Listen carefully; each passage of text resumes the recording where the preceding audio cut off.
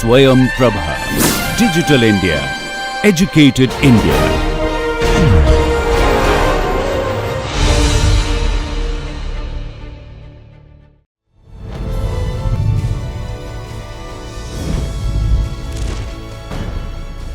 योगः कर्मसु कौशलम्.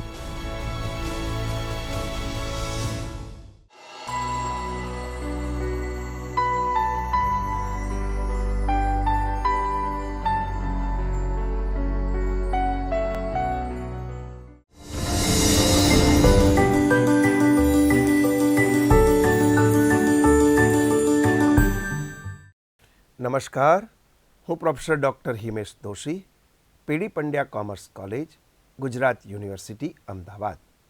આજે આપણે નાણાકીય હિસાબી પદ્ધતિમાં મોડ્યુલ નંબર 40 બિનવેપારી સંસ્થાના હિસાબોનું આપણે આ છેલ્લું મોડ્યુલ જોઈશું. ગયા મોડ્યુલમાં આપણે ભંડોળ આધારિત વ્યવહારોની હિસાબી અસરના તેમજ વપરાશી વસ્તુઓના વ્યવહારોની હિસાબી અસરના ઉદાહરણોની ચર્ચા કરી. આ મોડ્યુલમાં બિનવેપારી સંસ્થાના વાર્ષિક હિસાબોના વિશિષ્ટ ઉદાહરણોની ચર્ચા કરીશું. ઉદાહરણ નંબર 24. સનશાઇન ક્લબ ઓફ બરોડાની માહિતી નીચે મુજબ આપવામાં આવી છે. તારીખ 31/3/2024ના રોજ પૂરા થતા વર્ષનું આવક જાવક ખાતું. આવક રકમ રૂપિયા, જાવક રકમ રૂપિયા. આપણે ઉધાર બાજુ એટલે કે આવક બાજુ બાકી આગળ લાવ્યા. શરૂઆતની રોકડ સિલક રૂપિયા 21,000. લવાઝમ 2022-23 માટે રૂપિયા 540, 2023-24 રૂપિયા 52,200, 2024-25 રૂપિયા 360, કુલ રૂપિયા 53,100 ઉધાર બાજુ લખાશે. મનોરંજન કાર્યક્રમની આવક રૂપિયા 12,000. 12% રોકાણો પર વાર્ષિક વ્યાજ રૂપિયા 3600. દાન રૂપિયા 6,000. કુલ સરવાળો 95,700. હવે જાવક બાજુ જોઈશું. પગાર રૂપિયા 39,000. ભાડું અને કરવેરા રૂપિયા 5400. સ્ટેશનરી રૂપિયા 2700. રમતગમતના સાધનો તારીખ 1/9/2023 રૂપિયા 18,000. પરચુરણ ખર્ચ રૂપિયા 6,000. 12%ની બેંક ડિપોઝિટ તારીખ 31/12/2023 રૂપિયા 15,000. મનોરંજન કાર્યક્રમ ખર્ચ રૂપિયા 6,000. બાકી આગળ લઈ ગયા રોકડ સિલકની આખરની બાકી રૂપિયા 3,600. કુલ સરવાળો 95,700. વધારાની માહિતી. 1. ક્લબના 450 સભ્યો છે અને દરેક સભ્ય વાર્ષિક રૂપિયા 120 લવાઝમ આપે છે. 2. તારીખ 31/3/2023ના રોજ ચૂકવવાનો બાકી પગાર રૂપિયા 3,000 અને 31/3/2024ના રોજ રૂપિયા 4,500 હતો. 3. 31/3/2023ના રોજ સ્ટેશનરી સ્ટોક રૂપિયા 300 અને 31/3/2024ના રોજ રૂપિયા 450 હતો. 4. તારીખ 31/3/2023ના રોજ રમતગમતના સાધનો રૂપિયા 30,000ના હતા અને તારીખ 31/3/2024ના રોજ તે રૂપિયા 42,000ના હતા. 5. તારીખ 31/3/2023ના રોજની શરૂઆતની મૂડી 78,840 હતી. તૈયાર કરો. નંબર 1. તારીખ 31/3/2024ના રોજ પૂરા થતા વર્ષનું ઉપજ ખર્ચ ખાતું. 2. તારીખ 1/4/2023 અને 31/3/2024ના રોજનું પાકું સરવૈયું.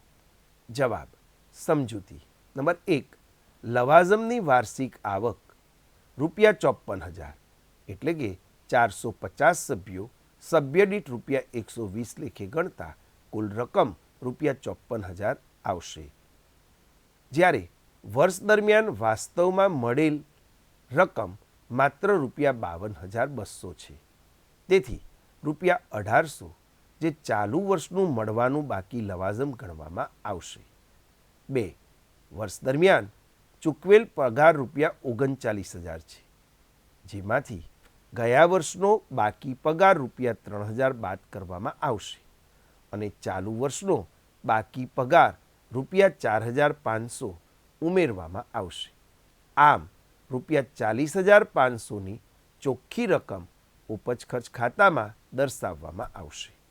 નંબર 3, સ્ટેશનરીનો શરૂઆતનો સ્ટોક ₹300 છે, જેમાં ચાલુ વર્ષની ખરીદી ₹2700 ઉમેરવામાં આવશે અને આખર સ્ટોક ₹450 બાદ કરવામાં આવશે. આમ ₹2,550ની ચોખ્ખી રકમ ઉપજ ખર્ચ ખાતામાં ખર્ચ તરીકે દર્શાવવામાં આવશે. વધુમાં સ્ટેશનરીનો આખર સ્ટોક સરવૈયામાં મિલકત બાજુ દર્શાવવામાં આવશે. નંબર 4, રમતગમતના સાધનોની શરૂઆતની બાકી ₹30,000 છે, જેમાં ચાલુ વર્ષની ખરીદી ₹18,000 ઉમેરતા કુલ ₹48,000 થાય. આખરની બાકી ₹42,000 હોવાથી તફાવતની રકમ ₹6,000 ઘસારા તરીકે ઉપજ ખર્ચ ખાતામાં દર્શાવવામાં આવશે. 5, 12%ની બેંક ડિપોઝિટ તારીખ 31/12/2023ના રોજની છે, તેથી તારીખ 31/3/2024 સુધીનું 3 મહિનાનું વ્યાજ ₹450 મળવાપાત્ર થાય છે, જે વાસ્તવમાં મળ્યું નથી. તેથી તેને હવાલા તરીકે મળવાનું બાકી વ્યાજ દર્શાવવામાં આવશે. 6, 12%ના રોકાણો પર વર્ષ દરમિયાન મળેલ વ્યાજની રકમ ₹3600 છે, તેથી રોકાણોની કિંમત શોધવા માટે 3600 × 100/12 કરતાં રોકાણોની કિંમત ₹30,000 હોવી જોઈએ.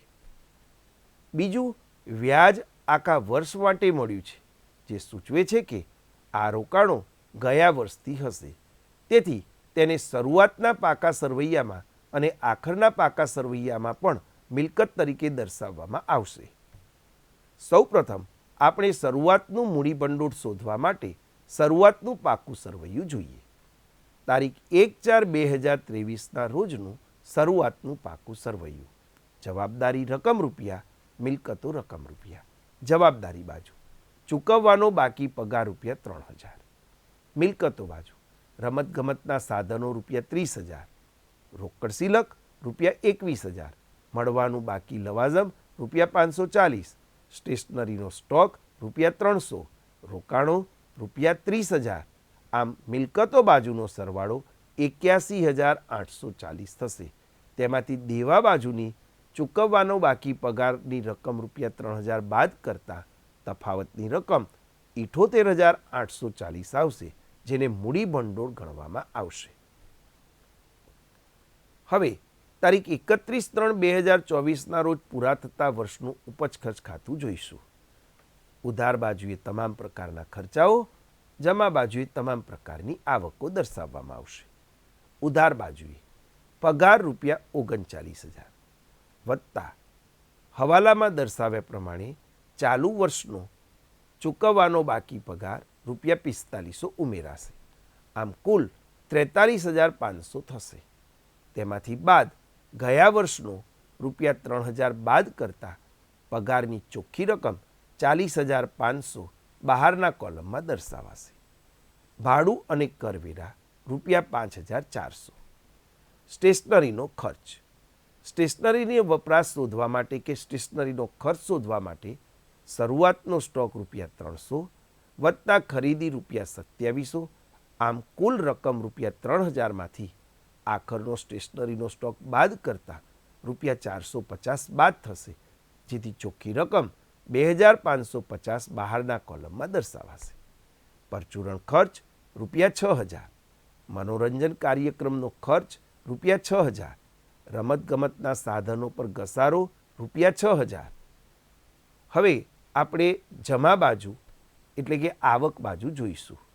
આવક બાજુ મળેલું લવાજમ ₹52,200 ઉમેરો મળવાનું બાકી લવાજમ ₹1,800.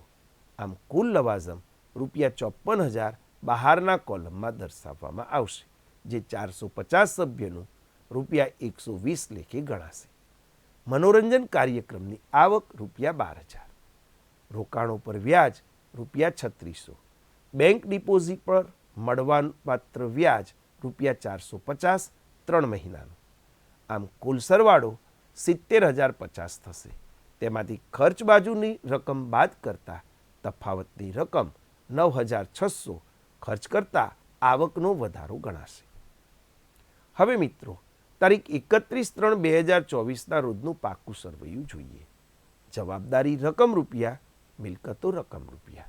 જવાબદારી બાજુ ચૂકવવાનો બાકી પગાર રૂપિયા 4,500, મૂડી ભંડોળ 78,840, ઉમેરો દાન રૂપિયા 6,000, ઉમેરો વધારો રૂપિયા 3600, કુલ રકમ 88,440 બહારના કોલમમાં દર્શાવાશે. અગાઉથી મળેલું લવાજમ દેવું ગણાશે 360 રૂપિયા. હવે મિલકતો બાજુ રમતગમતના સાધનો રૂપિયા 30,000 વત્તા ખરીદી રૂપિયા 18,000. આમ કુલ સાધનો રૂપિયા 48,000ના થશે. તેમાંથી ઘસારો રૂપિયા 6,000 બાદ કરતાં ચોખ્ખી રકમ મિલકતો બાજુ બહારના કોલમમાં રૂપિયા 42,000 લખાશે.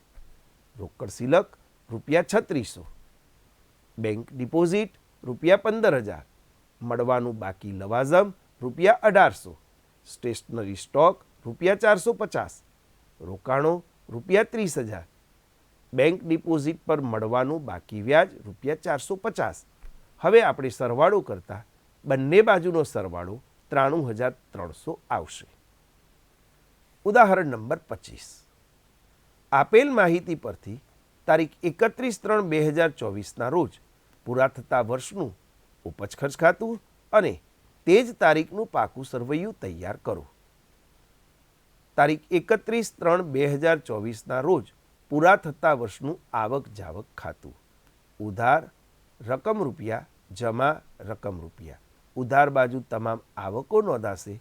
મૂડી અને મહેસૂલી બંને પ્રકારની આવકો ઉધાર બાજુએ નોંધાશે. જ્યારે જાવક બાજુએ તમામ પ્રકારના ખર્ચાઓ એટલે મૂડી ખર્ચ અને મહેસૂલી ખર્ચ, આ બધા જ પ્રકારના ખર્ચાઓ જાવક બાજુ નોંધાશે. સૌપ્રથમ આવક બાજુ બાકી આગળ લાવ્યા શરૂઆતની રોકડ રૂપિયા 12,000, લવાજમ રૂપિયા 2,32,000, રોકાણો ચોપડે કિંમત રૂપિયા 8,000, 12 રૂપિયા 6,000, રોકાણો પર વ્યાજ રૂપિયા 2,000, પ્રવેશ ફી મૂડીકૃત કરવાની છે રૂપિયા 4,000. હવે જાવક બાજુ ખર્ચાઓ 1,60,000, સ્ટેશનરી અને ટપાલ ખર્ચ રૂપિયા 3,200, પગાર 11 મહિનાનો 9,600 એટલે કે 1 મહિનાનો પગાર ચૂકવવાનો બાકી છે. મકાન રૂપિયા 80,000, બાકી આગળ લઈ ગયા આખરની બાકી રૂપિયા 3,200. સરવાળો કરતાં જમા બાજુનો સરવાળો 2,56,000 થાય છે અને ઉધાર બાજુનો સરવાળો પણ 2,56,000. વધારાની માહિતી વિગત 31/3/2023, 31/3/2024. રોકાણોની શરૂઆતની બાકી 48,000, આખરની બાકી શોધવાની છે. સ્ટેશનરીનો સ્ટોક શરૂની બાકી 800, આખરની બાકી 400. મળવાનું બાકી લવાજમ શરૂઆતની બાકી 8,000, આખરની બાકી નથી. અગાઉથી મળેલ લવાજમ શરૂઆતની બાકી આપેલી નથી, આખરની બાકી 4,000. ચૂકવવાના બાકી ખર્ચાઓ આખરની બાકી રૂપિયા 12,000. અગાઉથી ચૂકવેલ ખર્ચાઓ શરૂઆતની બાકી રૂપિયા 4,000. પગાર હંમેશા પછીના મહિનાની 7મી તારીખે ચૂકવવામાં આવે છે. જવાબ સમજૂતી નંબર 1 હિસાબી વર્ષ 2023-24 છે. 2 શરૂઆતનું મૂડી ભંડોળ આપવામાં આવ્યું નથી, જે શોધવાનું રહેશે. 3 શરૂઆતના રોકાણો રૂપિયા 48,000 છે. 4 સ્ટેશનરીનો શરૂઆતનો સ્ટોક રૂપિયા 800 છે. 5 મળવાનું બાકી લવાજમ એ આપણું લેણું છે અને તે રૂપિયા 8,000 છે.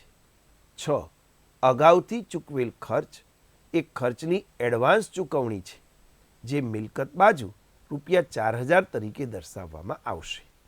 7 સંસ્થાની પરંપરા મુજબ પગાર પછીના મહિનાની 7મી તારીખે ચૂકવવામાં આવે છે. તેથી માર્ચ 2022-23નો પગાર રૂપિયા 800 9,600 ભાગ્યા 12 મહિના માટેનો 9,600 છે. તેથી કુલ પગાર 9,600 ને 12 વડે ભાગતા માસિક પગાર ₹800 આવશે. સરવૈયામાં જવાબદારી તરીકે બાકી રહેશે. 8. શરૂઆતની રોકડ સિલક એટલે કે આવક જાવક ખાતાની શરૂઆતની બાકી ₹12,000 છે. શરૂઆતનું મૂડી ભંડોળ આપેલ ન હોવાથી તારીખ 1/4/2023ના રોજનું પાકું સરવૈયું બનાવીને શોધવામાં આવશે. તારીખ 1/4/2023ના રોજનું પાકું સરવૈયું. જવાબદારી રકમ રૂપિયા, મિલકતો રકમ રૂપિયા. જવાબદારી બાજુ ચૂકવવાનો બાકી પગાર ₹800.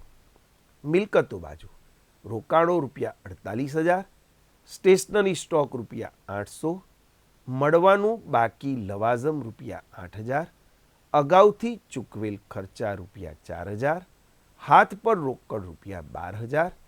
કુલ સરવાળો મિલકત લેણા બાજુનો 72,800. તેમાંથી જવાબદારી બાજુ દર્શાવેલી રકમ ₹800 બાદ કરતા તફાવતની રકમ ₹72,000 આવશે. તેને મૂડી ભંડોળ ગણવામાં આવશે. હવે આપણે ઉપજ ખર્ચ ખાતું અને આખરનું પાકું સરવૈયું તૈયાર કરીશું. આ માટે આપણે આવક જાવક ખાતું, શરૂઆતનું સરવૈયું અને આખરની બાકીઓ ધ્યાનમાં લઈશું. આપણે આવક જાવક ખાતાના વ્યવહારોની શરૂઆત કરીશું. નંબર 1.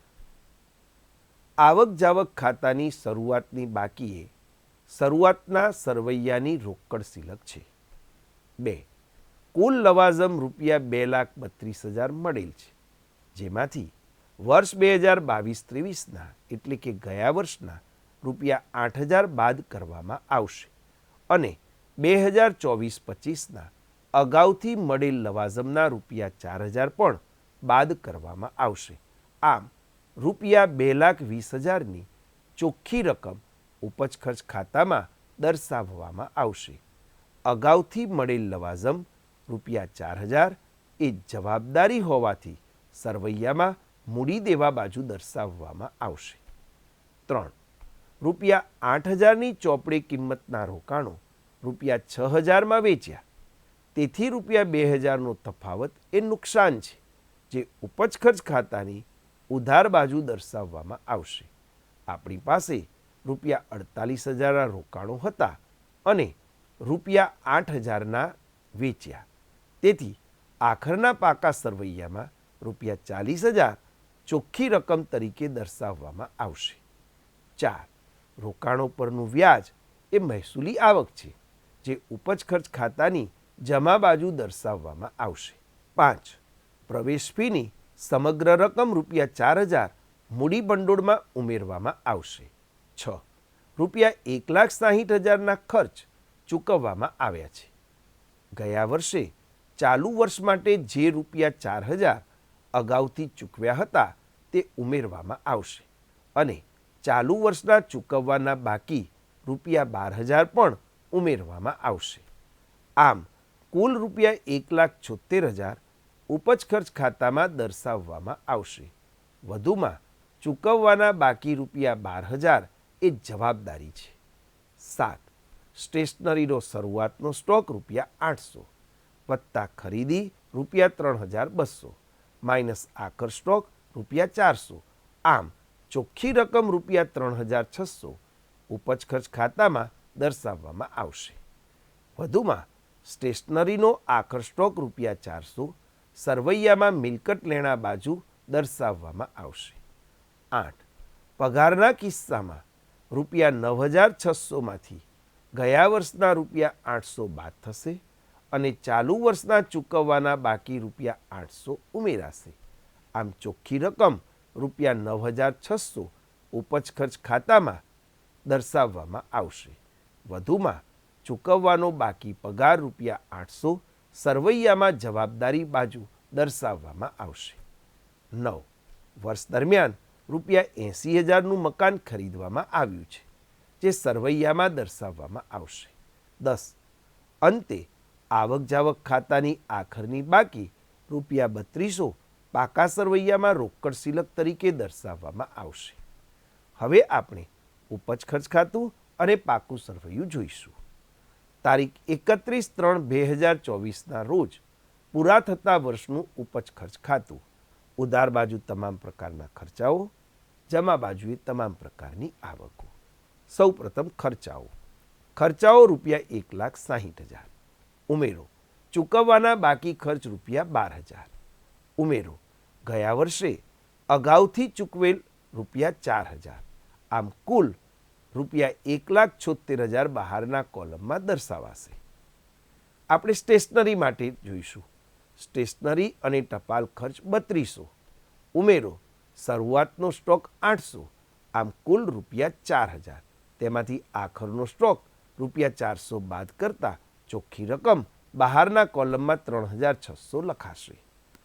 પગાર ₹9,600 બાદ ગયા વર્ષનો બાકી પગાર ₹800, એટલે કે હવે બાદ કર્યા પછીની રકમ 8,800 આવશે. તેમાં ચાલુ વર્ષનો બાકી પગાર 800 ઉમેરતા 9,600 બહારના કોલમમાં દર્શાવાશે. રોકાણોના વેચાણ પર નુકસાન ₹2,000. હવે આપણે જમા બાજુ એટલે કે ઉપજ બાજુ જોઈશું. ઉપજ બાજુ સૌપ્રથમ લવાજમ 2,32,000 બાદ ગયા વર્ષનું ₹8,000 બાદ અગાઉથી મળેલ ₹4,000, ચોખ્ખી રકમ 2,20,000 બહારના કોલમમાં દર્શાવાશે. રોકાણો પર વ્યાજ જમા બાજુએ 2,000.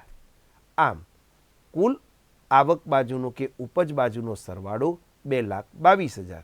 તેમાંથી તમામ ખર્ચાઓ બાદ કરતા તફાવતની રકમ 30,800 આવશે. તેને ખર્ચ કરતા આવકનો વધારો ગણવામાં આવશે. આ રકમ પાકા સરવૈયામાં મૂડી ભંડોળની અંદર ઉમેરવામાં આવશે. તારીખ 31/3/2024ના રોજનું પાકું સરવૈયું. જવાબદારીઓ રકમ રૂપિયા, મિલકતો રકમ રૂપિયા. જવાબદારીઓ બાજુ મૂડી ભંડોળ ₹72,000 વત્તા પ્રવેશ ફી જે મૂડીકૃત કરવામાં આવી છે તે ₹4,000 ઉમેરો પ્લસ ઉપજ ખર્ચ ખાતાનો વધારો ₹30,800. આમ કુલ ભંડોળની રકમ 1,06,800 બહારના કોલમમાં દર્શાવાશે. ચૂકવવાનો બાકી પગાર ચાલુ વર્ષનો ₹800.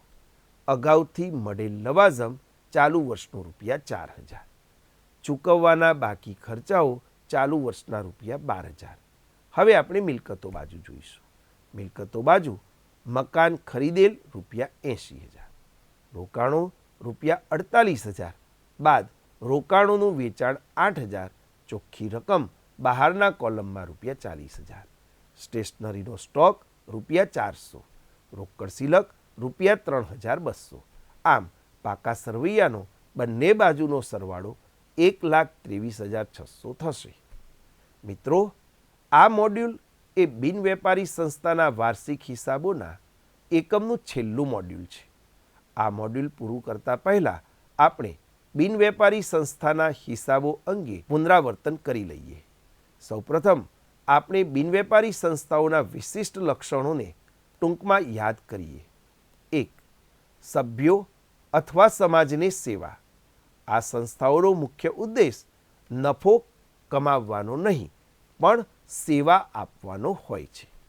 2. વેપાર ખાતું તૈયાર કરવામાં આવતું નથી.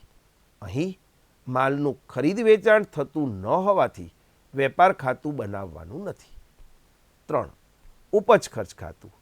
આવકનો ખર્ચ પરનો વધારો એટલે કે નફો અથવા ખર્ચનો આવક પરનો વધારો એટલે કે નુકસાન જાણવા માટે ઉપજ ખર્ચ ખાતું તૈયાર કરવામાં આવે છે. 4. આવક જાવક ખાતું. રોકડ વ્યવહારોની નોંધ રાખવા માટે રોકડ ખાતા જેવું જ આવક જાવક ખાતું બનાવાય છે. 5. પાકું સરવૈયું. સંસ્થાની આર્થિક સ્થિતિ જાણવા માટે પાકું સરવૈયું તૈયાર કરવામાં આવે છે. ચાલો પારિભાષિક શબ્દો સમજીએ. મૂડી ભંડોળ, કેપિટલ ફંડ. ધંધાદારી સંસ્થાઓમાં માલિકના ભંડોળ માટે મૂડી શબ્દ વપરાય છે, પરંતુ બિનવેપારી સંસ્થાઓમાં તેના માટે મૂડી ભંડોળ શબ્દ વપરાય છે. લવાજમ, સબસ્ક્રિપ્શન. વેપારી સંસ્થામાં માલ અને સેવાનું વેચાણ મુખ્ય આવક છે, જ્યારે બિનવેપારી સંસ્થામાં સભ્યો પાસેથી મળતું લવાજમ એ નિયમિત આવક છે. પ્રવેશ ફી, એન્ટ્રન્સ ફી. સામાન્ય રીતે સભ્યો પાસેથી જે પ્રવેશ ફી ઉઘરાવવામાં આવે છે તેને મૂડી આવક ગણી પાકા સરવૈયામાં મૂડી દેવા બાજુ મૂડી ભંડોળમાં ઉમેરવામાં આવે છે. આજીવન સભ્યપદ ફી, લાઈફ મેમ્બરશિપ ફી. વાર્ષિક લવાજમની જગ્યાએ કેટલીક સંસ્થાઓ એકસાથે આજીવન ફી મેળવે છે. આ મૂડી આવક ગણાય છે અને પાકા સરવૈયામાં મૂડી દેવા બાજુ દર્શાવાય છે. દાન, ડોનેશન. દાન બે પ્રકારના હોય છે. એક સામાન્ય દાન અને બે ખાસ હેતુ માટેનું દાન. સામાન્ય રીતે દાનને મૂડી આવક ગણી મૂડી ભંડોળમાં ઉમેરવામાં આવે છે. જો કોઈ સૂચના ન હોય તો દાનને મૂડી ભંડોળમાં ઉમેરવું. જો દાનની રકમ નાની હોય તો તેને આવક ગણી ઉપજ ખર્ચ ખાતે જમા કરી શકાય. પરંતુ મોટી રકમ કે ખાસ હેતુ માટેનું દાન પાકા સરવૈયામાં મૂડી દેવા બાજુ દર્શાવાય છે.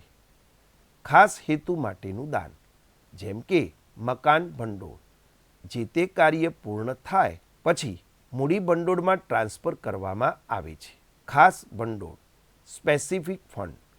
ચોક્કસ હેતુ માટે મળેલ રકમ, જેમ કે ઇનામ ભંડોળ, બિલ્ડિંગ ફંડ, તે જ હેતુ માટે વપરાય છે.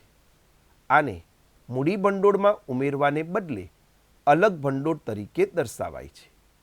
તેને લગતા ખર્ચાઓ આ ભંડોળમાંથી જ બાદ કરવામાં આવે છે અને તેના રોકાણોનું મળેલ વ્યાજ તેમાં જ ઉમેરવામાં આવે છે. વારસો, લેગેસી. મૃત વ્યક્તિના વસિયતનામા મુજબ મળતી રકમને વારસો કહેવાય છે. આ બિન આવર્તક હોવાથી તેને મૂડી આવક ગણી પાકા સરવૈયામાં દેવા બાજુ દર્શાવાય છે. જો રકમ નાની હોય તો તેને ઉપજ ખર્ચ ખાતે જમા કરી શકાય. Endowment fund. આ એક ભેટ તરીકે મળેલું ભંડોળ છે. દાતાની શરત હોય છે કે આ ભંડોળની મિલકતોમાંથી થતી આવક જ વાપરી શકાય, મૂળ રકમ નહીં. આથી તે મર્યાદિત ભંડોળ છે અને તેને મૂડી આવક ગણી દેવા બાજુ દર્શાવાય છે. હવે આપણે મૂડી અને મહેસૂલી વર્ગીકરણ જોઈએ. આ વર્ગીકરણ ખૂબ મહત્વનું છે કારણ કે તે નક્કી કરે છે કે કઈ વિગત વાર્ષિક હિસાબમાં ક્યાં આવશે. આવક અથવા ખર્ચ, દર્શાવવાનું સ્થાન અને ઉદાહરણો. મૂડી આવક પાકા સરવૈયામાં મૂડી દેવા બાજુ દર્શાવાશે. ખાસ હેતુ માટેનું દાન, વારસો, આજીવન સભ્યપદ ફી, લીધેલી લોન વગેરે તેના ઉદાહરણો છે. મહેસૂલી આવક ઉપજ ખર્ચ ખાતાની જમા બાજુ દર્શાવાશે.